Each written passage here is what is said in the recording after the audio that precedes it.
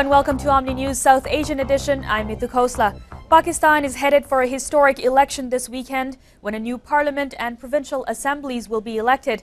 It's the first time in the political history of the country that a democratically elected government will take over from another. Altogether, more than 16,000 candidates from more than 100 parties are contesting. And as Sanam Islam explains, pre-election violence has been rife, but not a deterrent for many who say it's time for a change in Pakistan. With the election just a few hours away in Pakistan, tens of thousands of troops have been deployed across the country. The high level of security is an effort by the government to prevent the Taliban from disrupting the election. The extremist group has vowed to carry out suicide bombings tomorrow in a bid to undermine the poll, as it views several secular parties as un-Islamic. Already more than 100 people have been killed by the Taliban in election-related violence. Despite the violence, the turnout in this election is expected to be higher than in any previous one. The security situation does not allow us to go out to vote, but it is compulsory for us to do so to save Pakistan. Because of this, we will go out to cast our vote tomorrow. From the Twitter world to Facebook to the streets of Pakistan, the biggest question on people's minds is who will win this election. Polls indicate that Nawaz Sharif and his party, the Pakistan Muslim League, is leading, but cricketer turned politician Imran Khan and his party, the Pakistan Tehreek-e-Insaf, is not far behind. Murtaza Haider, a professor at Ryerson University who blogs for Pakistan's Dawn newspaper, says it is unlikely that any party will win by a majority. But he agrees with the polls about who will come out on top. Most likely, I think it's Mia Nawaz Sharif of the Pakistan Muslim League who would be able to form a coalition to put a prime minister there. There could be surprises. If Imran Khan's team is able to win 60 plus seats in the National Assembly, then they would be the game changer. The odds of which are not that favorable, but not unlikely either. The election results are expected to be announced within 24 hours of the polls closing. Sanam Islam, OMNI News, Toronto. While Pakistanis at large are pinning high hopes on the country's next government, minority communities in the country are even more concerned about the outcome. For them, their struggle isn't just about fighting for jobs or electricity, but basic human rights as well.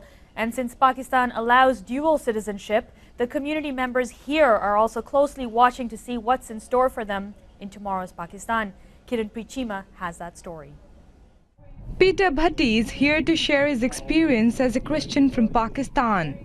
We have daily fears wherever we go. Bhatti is brother of the Pakistani politician Shehbaz Bhatti, who was assassinated by the Taliban for speaking out against country's blasphemy laws. Bhatti hopes to continue his brother's fight. Pakistan is our country and we love our country, and we don't let the extremists to be win and let it go. And Pakistan in fact is facing international pressure to protect its minorities. Last month, the US Commission on International Religious Freedom criticized Pakistan for its poor record on the same issue. Some media reports say that in the last 3 years, around 11,000 Hindus have fled to India. Our forefathers lives there by generations, and we don't want to give up. And he doesn't want to give up on that country's politics either. Christians account for 2% of the total Pakistani population. And then there are other minority communities. Pakistan is home to the world's largest population of the Ahmadiyya community. Around 2 to 5 million live in that country. Lal Khan Malik is president of the Ahmadiyya Muslim Jamaat of Canada. He says the community will not be participating in these elections. We claim to be Muslims. And they ask us that if you have to register for voting, you have to register as non-Muslims. So practically they have closed the door on us. Another group that has faced hardships is the Shia minority. Last few months saw killings of hundreds of Shia Muslims in that country. The minorities say the government has failed to protect them. But after all, those who we talked to, it appears, are hoping for better tomorrow. Our hopes are that they would right this wrong. Pakistan is our country, so we can claim this is our country and we need our rights there. Kiran Prichima, OMNI News, Toronto. That should be stopped. Unlike previous election campaigns in Pakistan, this year's campaign has been one of the most vibrant and colorful ones, with every party doing its best to mobilize every segment of society. Election campaign is finished, ballot boxes are distributed, and all arrangements have been finalized. Despite non-stop violence and security threats throughout the campaign, it has been Pakistan's most vibrant and rigorous one. It mobilized all factions of society, especially the upper middle class and the youth, who had never been too involved in the political process ever before. The main highlight of the campaign, former international cricketer Imran Khan, leader of the Pakistan Tehreek-e-Insaf Party, has been quite successful in generating huge crowds for his rallies.